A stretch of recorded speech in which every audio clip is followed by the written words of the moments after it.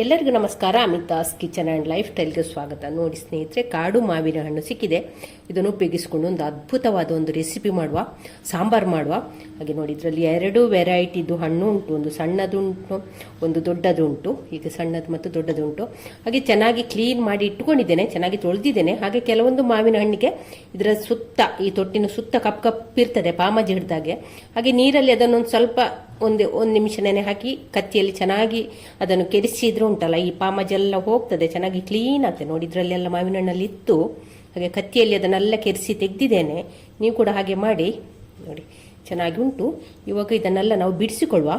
ಸಿಪ್ಪೆ ಮತ್ತು ಹಣ್ಣನ್ನು ಬೇರೆ ಬೇರೆ ಮಾಡಿಕೊಳ್ಬೇಕು. ನೋಡಿ, ಹೀಗೆ ತೊಟ್ಟನ್ನು ಕಟ್ ಮಾಡುವ. ಫಸ್ಟಿಗೆ ಕಟ್ ಮಾಡಿ ಇದನ್ನೆಲ್ಲ ಬಿಡಿಸಿಕೊಂಡ್ರೆ ಆಯಿತು. ಕೆಲವು ಸಲ ಹುಳ ಕೂಡ ಇರ್ತದೆ, ಮಳೆ ಬೀಳದಿದ್ರೂ ಕೂಡ ಕೆಲವೊಂದು ಸಲ ಹುಳ ಇರ್ತದೆ. ಈಗ ಒಂದು ಮಳೆ ಬಿದ್ದಿದೆ ಅಲ್ಲ, ಹಾಗಾಗಿ ಹಣ್ಣು ಒಂದು ಸ್ವಲ್ಪ ಸ್ವೀಟ್, ಮಳೆ ಬಿದ್ದರೆ ಉಂಟಲ್ಲ ಹಣ್ಣು ಸಿಹಿ ಆಗ್ತದೆ. ಮಳೆ ಬೀಳದೆ ಹಣ್ಣಾದರೆ ಉಂಟಲ್ಲ ಅಷ್ಟೊಂದು ಮಾವಿನ ಹಣ್ಣು ಸ್ವೀಟ್ ಇರುವುದಿಲ್ಲ. ನೋಡಿ, ಎಲ್ಲ ಹೀಗೆ ಸಿಪ್ಪೆ ತೆಗೆದು ಹಾಕಿಕೊಳ್ಳು. ನೋಡಿ, ಹೀಗೆ ಚೆನ್ನಾಗಿ ನೋಡಿಕೊಳ್ಬೇಕು ಇದನ್ನೆಲ್ಲ ಚೆನ್ನಾಗಿ. ಕೆಲವೊಂದು ಸಣ್ಣ ಹುಳ ಇರ್ತದೆ, ಹಾಗೆ ಸಣ್ಣ ಹುಳದ ಮೊಟ್ಟೆ ಕೂಡ ಇರ್ತದೆ.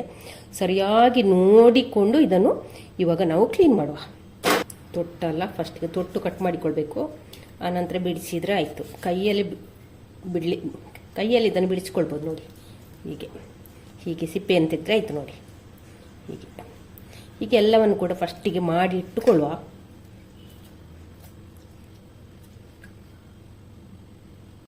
ಮಾವಿನ ಹಣ್ಣನ್ನು ನೋಡಿ ಸಿಪ್ಪೆಯನ್ನೆಲ್ಲ ತೆಗೆದು ಈ ರೀತಿ ಇಟ್ಟುಕೊಂಡಿದ್ದೇನೆ. ಸಿಪ್ಪೆಗೆ ಒಂದು ಸ್ವಲ್ಪ ನೀರು ಹಾಕಿಕೊಳ್ಳುವ. ಸಿಪ್ಪೆ ಮುಳುಗುವಷ್ಟು ನೀರು ಹಾಕಿಕೊಳ್ಳುವ. ಒಂದು ಲೋಟದಷ್ಟು ನೀರು ಹಾಕಿಕೊಂಡು ಒಮ್ಮೆ ಚೆನ್ನಾಗಿ ಇದರಲ್ಲಿರುವಂಥ ಪಲ್ಪನ್ನೆಲ್ಲ ತೆಗೆಯುವ. ನಮಗೆ ಇಲ್ಲಿ ಸಿಪ್ಪೆ ಬೇಡ, ಪಲ್ಪು ಮಾತ್ರ ಸಾಕು. ಇದರಲ್ಲಿರುವಂಥ ರಸ ಮಾತ್ರ ಸಾಕು. ಇದನ್ನು ಮಾತ್ರ ನಾವು ತೆಗೆಯುವ. ಫಸ್ಟಿಗೆ ಎಲ್ಲವನ್ನು ಕೂಡ ಕಿವುಚಿಕೊಳ್ಳುವ. ಫಸ್ಟಿಗೆ ಚೆನ್ನಾಗಿ ಕಿವುಚಿಕೊಂಡ್ರೆ ಉಂಟಲ್ಲ, ಅದರ ಪಲ್ಪೆಲ್ಲ ಹೊರಗೆ ಬರ್ತದೆ. ಹೀಗೆ ಇವಾಗ ಇಲ್ಲಿ ಸಿಪ್ಪೆನಲ್ಲಿ ಹಿಂಡಿಕೊಂಡು ನೋಡಿ, ಇದರ ಪಲ್ಪೆಲ್ಲ ತೆಗೆದಾಯಿತು. ನೋಡಿ, ಹೀಗೆ ಸಿಗ್ತದೆ. ನೋಡಿ, ಇದನ್ನು ಇದಕ್ಕೆ ಹಾಕಿಕೊಳ್ಳುವ. ಈ ಮಾವಿನ ಹಣ್ಣಿಗೆ ಹಾಕಿಕೊಳ್ಳುವ. ಇದಕ್ಕೆ ಈಗ ಇನ್ನು ಪುನಃ ಒಂದು ಅರ್ಧ ಗ್ಲಾಸ್ ನೀರು ಹಾಕಿ ಒಮ್ಮೆ ಚೆನ್ನಾಗಿ ಇದನ್ನು ಕೂಡ ಹಿಂಡಿ ತೆಗೆಯುವ. ನೋಡಿ, ಬಿಡ್ತದೆ ಇದರಿಂದ. ನೋಡಿ, ಪಲ್ಪ್ ನೋಡಿ ಚೆನ್ನಾಗಿ ಒಮ್ಮೆ ಹಿಂಡಿ 1-2 ಸಲ ಹೀಗೆ ನೀರು ಹಾಕಿ ಹಿಂಡಿ ತೆಗೆದ್ರೆ ಆಯಿತು.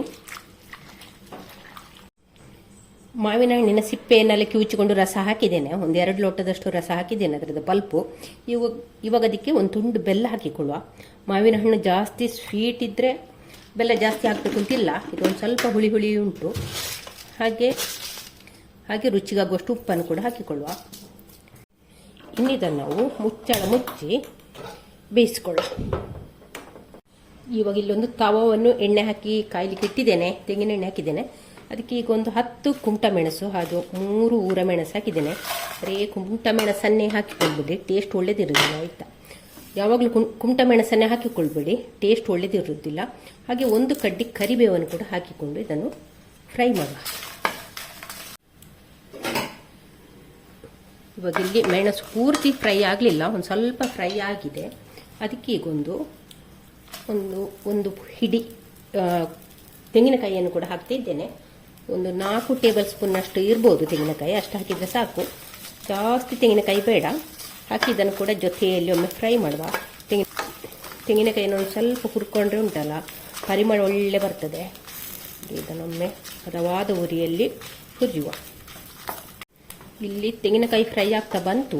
ನಾನೀಗ ಇದಕ್ಕೆ 1 ಟೀ ಸ್ಪೂನ್ನಷ್ಟು ಕೊತ್ತಂಬರಿ ಪೌಡ್ರನ್ನು ಹಾಕ್ತಿದ್ದೇನೆ. ನೀವು ನನ್ನ ಹತ್ರ ಇಡೀ ಕೊತ್ತಂಬರಿ ಇರಲಿಲ್ಲ, ಹಾಗೆ ನಾನು ಪೌಡ್ರ್ ಹಾಕಿದ್ದೇನೆ. ನೀವು ಬೇಕಾದರೆ ಪೌಡ್ರ್ ಇಲ್ಲದಿದ್ದರೆ ಇಡೀ ಕೊತ್ತಂಬರಿಯನ್ನು ಹಾಕಿ ಜೊತೆಯಲ್ಲಿ ಹಾಕಿ ಫ್ರೈ ಮಾಡ್ಬೋದು. ಇಷ್ಟಾದರೆ ಸಾಕು. ಇವಾಗ ನಾನು ಸ್ಟವ್ ಆಫ್ ಮಾಡ್ತಾ ಇದ್ದೇನೆ. ಹಾಗೆ ತವದಲ್ಲಿ ಒಂದು ಸ್ವಲ್ಪ ಹೊತ್ತು ಇದನ್ನು ಫ್ರೈ ಮಾಡುವ. ಇಲ್ಲಿ 1 ಟೀ ಸ್ಪೂನಷ್ಟು ಉದ್ದಿನ ಬೇಳೆಯನ್ನು ಹಾಕ್ತಿದ್ದೇನೆ. ಹಾಕಿ ಇದನ್ನೊಮ್ಮೆ ಫ್ರೈ ಮಾಡುವ. ಅದರ ಜೊತೆಯಲ್ಲಿ ನೋಡಿ 1 ಕಡ್ಲೆಕಾಯಿ ಗಾತ್ರದ್ದು ಇಂಗನ್ನು ಕೂಡ ಹಾಕ್ತಾ ಇದ್ದೇನೆ.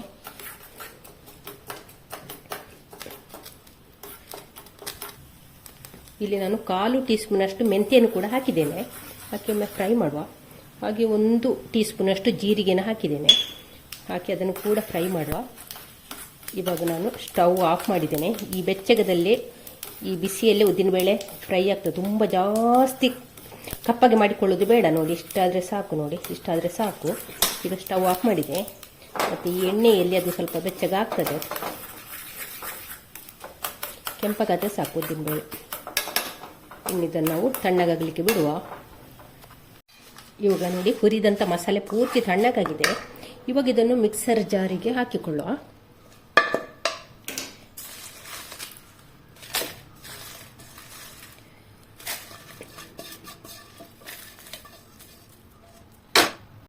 ಇವಾಗ ಇಲ್ಲಿ ಹುರಿದಂಥ ಮಸಾಲೆಯನ್ನೆಲ್ಲ ಹಾಕೊಂಡಿದ್ದೇನೆ. ಹಾಕಿ ಇವಾಗ ನೀರು ಹಾಕಿಕೊಳ್ಳೋದು ಬೇಡ, ಫಸ್ಟಿಗೆ ಅಂತೆಯೇ ನಾವು ಇದನ್ನು ಪೌಡ್ರ್ ಮಾಡಿಕೊಂಡು ಬರುವ. ಈಗ ಇದಕ್ಕೆ ನೀರು ಹಾಕ್ತಾ ಇದ್ದೇನೆ. ನೀರು ಹಾಕಿ ಜಾಸ್ತಿ ನೀರು ಬೇಡ, ಹದವಾಗಿ ನೀರು ಹಾಕಿ ಇದನ್ನೀಗ ನಯವಾಗಿ ರುಬ್ಬಿಕೊಂಡು ಬರುವ. ಇವಾಗ ಇಲ್ಲಿ ಮಸಾಲೆಯನ್ನು ರುಬ್ಬಿಕೊಂಡಾಯಿತು. ರುಬ್ಬಿದಂಥ ಮಸಾಲೆಗೆ ಇಲ್ಲಿ ನಾವು ಉದ್ದಿನಬೇಳೆ ಎಲ್ಲ ಹುರಿದಿಟ್ಟಿದ್ದೇವಲ್ಲ ಸಪ್ರೇಟಾಗಿ, ಉದ್ದಿನಬೇಳೆ, ಇಂಗು, ಜೀರಿಗೆ, ಮೆಂತೆ, ಅದನ್ನು ಇದಕ್ಕೆ ಹಾಕುವ.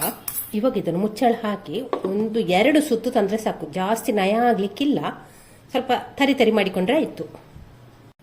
ಮಸಾಲೆಯನ್ನು ರುಬ್ಬಿಕೊಂಡಾಯಿತು. ಇವಾಗ ಇದನ್ನು ನಾವು ಪಕ್ಕಕ್ಕೆ ಇಟ್ಟುಕೊಳ್ಳುವ. ಇಲ್ಲಿ ಮಾವಿನ ಹಣ್ಣು ಬೇಯಲಿಕ್ಕೆ ಇಟ್ಟ ನಂತರ ನಾನು 1 ಸಲ ಸೌಟು ಹಾಕಿ ತಿರುಗಿಸಿದ್ದೇನೆ. ಇವಾಗ ಇದಕ್ಕೊಂದು ಕಾಲು ಟೀ ಸ್ಪೂನ್ ಅಷ್ಟು ಅರಶಿನವನ್ನು ಹಾಕಿಕೊಳ್ಳುವ. ಹಾಕಿಕೊಂಡೊಮ್ಮೆ ಚೆನ್ನಾಗಿ ಮಿಕ್ಸ್ ಮಾಡುವ. ಇವಾಗ ನೋಡಿ ಮಾವಿನ ಹಣ್ಣು ಇಟ್ಟು ಒಂದು 10 ನಿಮಿಷ ಆಗಿದೆ. ಇವಾಗ ಇದಕ್ಕೆ ನಾವು ಮಸಾಲೆಯನ್ನು ಹಾಕಿಕೊಳ್ಬೇಕು.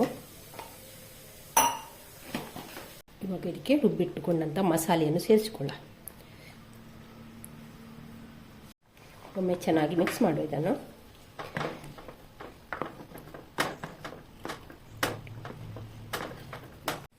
ಇವಾಗ ಇದಕ್ಕೆ ಮಿಕ್ಸರ್ ಜಾರ್ ತೊಳೆದಂಥ ನೀರನ್ನು ಕೂಡ ಸೇರಿಸ್ತಾ ಇದ್ದೇನೆ. ತುಂಬ ನೀರು ಸೇರಿಸಲಿಕ್ಕಿಲ್ಲ. ಹಾಕಿ ಒಮ್ಮೆ ಚೆನ್ನಾಗಿ ಮಿಕ್ಸ್ ಮಾಡುವ. ನೋಡಿ ಈ ಹದದಲ್ಲಿ ಬೇಕು ನೋಡಿ ಸಾಂಬಾರು. ತುಂಬ ತೆಳ್ಳಗೆ ಮಾಡಲಿಕ್ಕಿಲ್ಲ, ತುಂಬ ದಪ್ಪ ಸಹ ಬೇಡ, ಹಾಗೆ ತುಂಬ ತೆಳ್ಳಗೆ ಕೂಡ ಬೇಡ. ನೋಡಿ ಈ ಹದದಲ್ಲಿ ಇದ್ರೆ ಆಯಿತು. ಮಾವಿನ ಹಣ್ಣಿಗೆಲ್ಲ ಚೆನ್ನಾಗಿ ಕೋಳಿ ಮಸಾಲೆ ಕೋಟಿಂಗ್ ಆಗಬೇಕು, ಈ ರೀತಿಯಲ್ಲಿ ಇರಬೇಕು ನೋಡಿ. ಹಾಗೆ ಇದನ್ನೊಮ್ಮೆ ಚೆನ್ನಾಗಿ ಕುದಿಲಿಕ್ಕೆ ಬಿಡುವ.